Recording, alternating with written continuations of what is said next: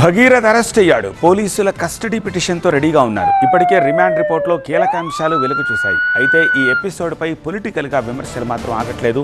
తామెవరినీ కాపాడే ప్రయత్నాలు చేయట్లేదని సీఎం ఇప్పటికే స్పష్టంగా ప్రకటించారు.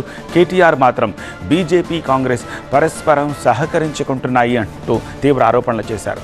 గురువారం మధ్యంతర బెయిల్పై హైకోర్టు ఏం చెప్తుందో అనే ఉత్కంఠ ఒకవైపు ఉంటే, రాజకీయంగా ఎవరికి ఎంత డ్యామేజ్ జరుగుతుందనేది చర్చనీయాంశమైంది. పోక్సో కేసులో అరెస్టైన బండి భగీరథ్ కు మేడ్చల్ కోర్టు 14 రోజుల జ్యుడిషియల్ రిమాండ్ విధించింది. కోర్టు ఆదేశాలతో బండి భగీరథ్ ను సైబరాబాద్ పోలీసులు చర్లపల్లి జైలుకు తరలించారు. భగీరథ్ అంశంపై స్పందించారు కేంద్ర మంత్రి కిషన్ రెడ్డి. భగీరథ్ సరెండర్ అయ్యాడు, ఇంకా ఇష్యూ ఏముంది అన్నారు. భగీరథ్ పోక్సో కేసు రాష్ట్ర ప్రభుత్వ పరిధిలో అంశం. ఇందులో కేంద్ర ప్రభుత్వం ఎలాంటి జోక్యం చేసుకోదన్నారు ఆయన.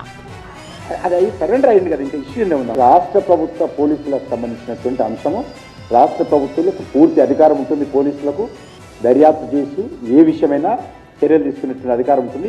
కేంద్ర ప్రభుత్వానికి దీంట్లో ఏం ప్రమేయం ఉండదు. అటు బండి భగీరథ్ ఎపిసోడ్ పై బీఆర్ఎస్ వర్కింగ్ ప్రెసిడెంట్ కేటీఆర్ సంచలన వ్యాఖ్యలు చేశారు. నిన్న మరి ఆయన లొంగిపోయిండో, అరెస్ట్ అయిండో, ఆ డ్రామా నడుస్తున్నది. కానీ మొత్తానికి ఇవాళ ఆ అమ్మాయికి కొంత న్యాయం జరిగే పరిస్థితి వచ్చింది.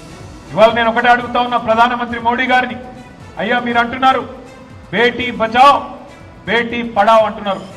కేవలం నినాదాలకే పరిమితమైతే న్యాయం జరగదు. మోడీ గారు బహుశా భారతదేశంలో మొట్టమొదటిసారి ఒక కేంద్ర మంత్రి కొడుకు మీద లుకౌట్ నోటీస్ ఇచ్చే పరిస్థితి వచ్చింది. కేంద్ర మంత్రిని ఇవాళ మీరు బర్తరఫ్ చేయకపోతే ఇక్కడ విచారణ సజావుగా జరిగే పరిస్థితి లేనే లేదు. మైనర్ బాలికకు అన్యాయం చేసింది కేంద్ర మంత్రి కొడుకైతే, మైనర్ బాలిక తల్లిదండ్రుల్ని భయభ్రాంతులకు గురి చేసింది స్వయంగా కేంద్ర మంత్రి. ఆయననే పిలిచి బెదిరించి వాళ్ళను మరి ఇబ్బంది పెట్టే ప్రయత్నం చేసినారు. ఇంత తీవ్రమైన కేసును నీరుగార్చే ప్రయత్నం చేసింది ఈ రాష్ట్ర ముఖ్యమంత్రి. బండి భగీరథ్ కు కోర్టు ఈ నెల 29 వరకు రిమాండ్ విధించింది.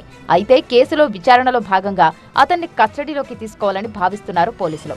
బాలిక, ఆమె పేరెంట్స్ స్టేట్మెంట్ ఆధారంగా పేట్ బషీర్బాద్ పోలీసులు భగీరథ్ ను ప్రశ్నించనున్నారు. భగీరథ్ ను తమ కస్టడీకి ఇవ్వాలని కోరుతూ మేడ్చల్ కోర్టులో పిటిషన్ వేసే అవకాశం ఉంది. ఇక బండి భగీరథ్ మధ్యంతర బెయిల్పై హైకోర్టు 21న తీర్పు ఇవ్వనుంది.